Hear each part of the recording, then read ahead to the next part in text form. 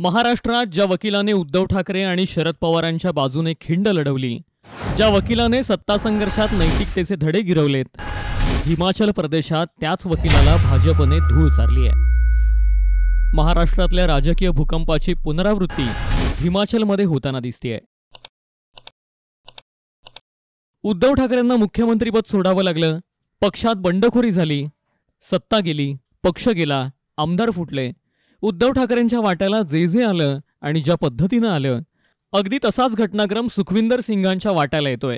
विशेष म्हणजे ठाकरेंच्या विरोधात महाराष्ट्रातही भाजप होती आणि सुखविंदर यांच्या विरोधातही भाजपच आहे। त्यामुळे हिमाचल प्रदेशचे सुखविंदर हे दुसरे उद्धव ठाकरे ठरतील का? महाराष्ट्रातला सत्ता स्थापनेचा पॅटर्न आता भाजप देश पातळीवर राबवतंय का? अशा चर्चांना उधाण आलंय। पण नेमकं हिमाचल प्रदेशात घडलंय तरी काय? सत्ता संघर्षात पुन्हा एकदा भाजप कशी वरचढ ठरतेय, हेच या व्हिडिओतून पाहूयात।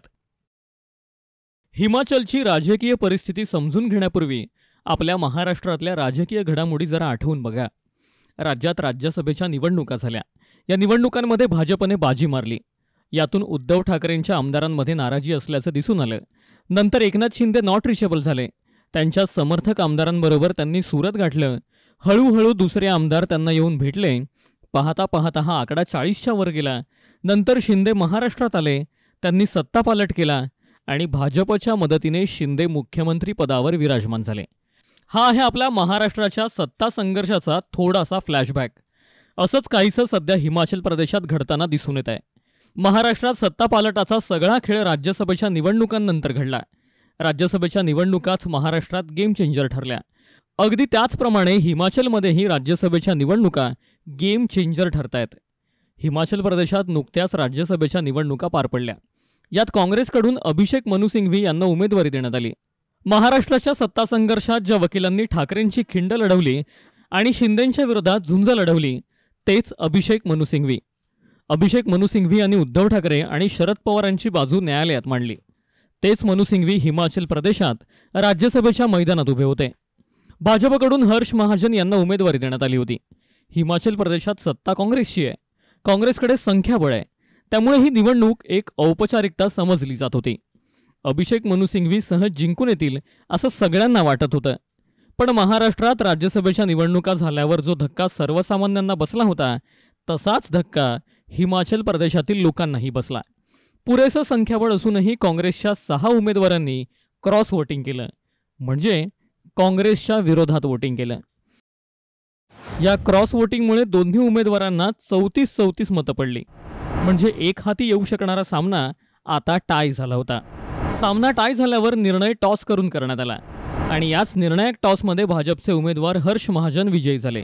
बरं, आम्ही जरी क्रिकेटच्या भाषेत बोलत असलो तरी शेवटी खरंच टॉस करूनच विजयी उमेदवार घोषित करण्यात आला होता। निवडणुकांच्या या निकालावरून हिमाचलच्या मुख्यमंत्र्यांना कळून चुकलं होतं की आपली खुर्चीही धोक्यात आहे। त्यांना असं का वाटलं हे समजून घेण्यासाठी पहिलं हिमाचल विधानसभेचं गणित समजून घ्या। हिमाचल प्रदेशच्या विधानसभेत एकूण 68 जागा आहेत, म्हणजे बहुमतासाठी पक्षाला 35चा आकडा गाठावा लागतो। काँग्रेसकडे ऑलरेडी 40 आमदार आहेत, त्यातल्या त्यात त्यांना 3 अपक्ष आमदारांचाही पाठिंबा आहे। म्हणजे सध्या काँग्रेस जरी मजबूत वाटत असली तरी क्रॉस वोटिंग करणारे 6 आमदार जर काँग्रेसमधून फुटले आणि भाजपने पुन्हा एकदा ऑपरेशन लोटस केलं तर मात्र फासे पलटायला वेळ लागणार नाही।